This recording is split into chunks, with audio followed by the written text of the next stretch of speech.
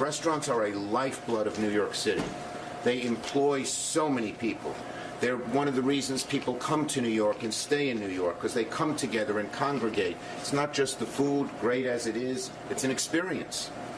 And they are one of the backbones of our economy, and along with our stages and our arts areas, they are suffering the most. I have particular sympathy for small business people. My dad was a small business person. He struggled. He paced the floor Sunday nights at 2 a.m. because he hated going to work. Now, his business was a little different than the restaurants, opposite a little bit. He was an exterminator, so instead of bringing alive things, he killed things. But in any case, so I know how hard restaurants are hit. We're joined by Amanda Cohen. She's the owner of Dirt Candy. It's closed today because all the restaurant workers are getting their vaccinations. And someone who's done a great job, Andrew Ridgie. He's the executive director of the New York City Hospitality Alliance. So our restaurants are in trouble. Thousands more will close if we don't get them aid. People have not been going to restaurants. They have ongoing expenses. They have leases. They have rent. They have insurance. And they want to keep their employees. Because a restaurant, as Amanda will tell you, is sort of an organic thing. Sorry. A restaurant's sort of an organic thing. In other words, the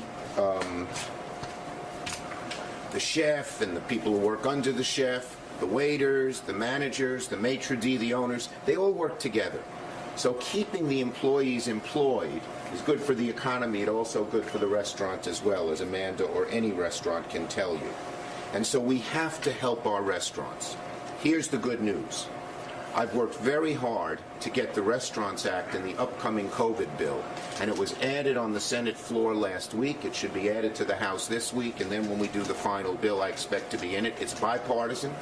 It was the first bill as Majority Leader, the first amendment I put on the floor. As Majority Leader, I have the ability to determine what goes on the floor of the Senate, and the first bill I put on was the Restaurants Act, sponsored by Roger Wicker, a Republican of Mississippi, and Kirsten Sinema, a Democrat of Arizona.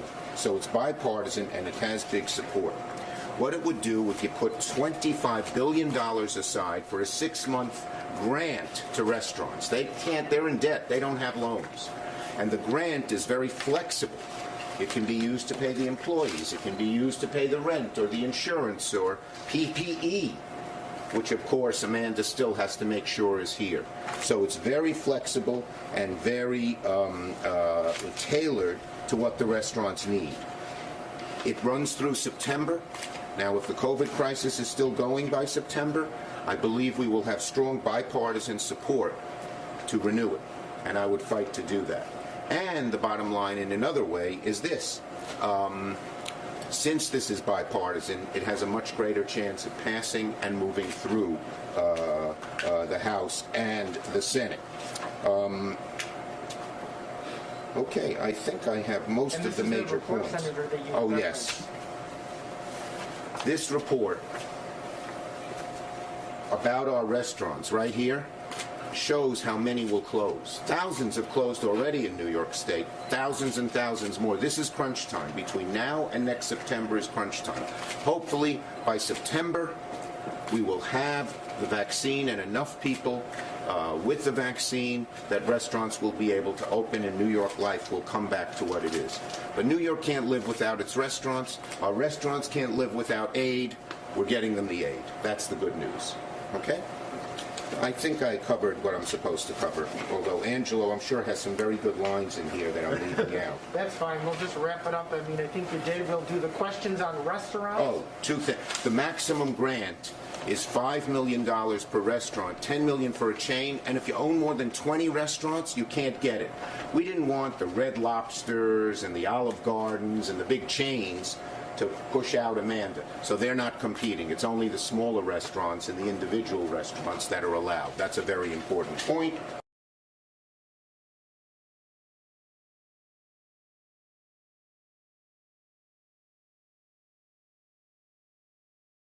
The biggest stories the moment they happen from around the globe. Subscribe to Bloomberg Quicktake now for insight in an instant.